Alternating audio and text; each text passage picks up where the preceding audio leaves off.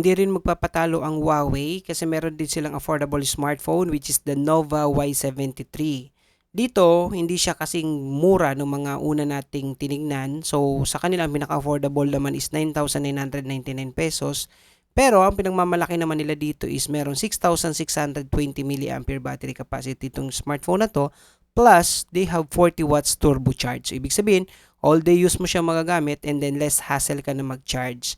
And at the same time, mabilis siyang mag-full charge nga dahil nga dun sa 40 watts. Perfect ito kapag more on heavy users talaga, gamers, and then laging on the go daw, sabi ng Huawei.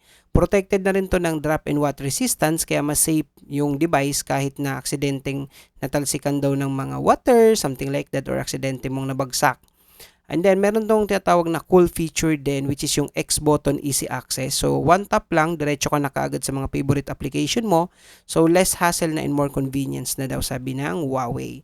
And then, pwede mo na rin ma-enjoy dito kung mahilig ka manood ng mga movies, mga ganon. Gaming, scrolling with a 6.67 inches eye comfort display. Mas malinaw, mas smooth at mas friendly. And at the same time, safe pa daw yung mata mo kahit na all throughout the day mo siya ginagamit. At syempre, stylish din yung kulay dito sa Huawei Y73.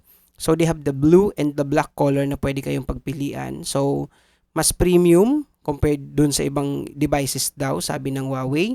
So, again, for only 9,999 pesos, you're getting a massive battery, fast charging, durable build, easy app access, and eye-friendly display.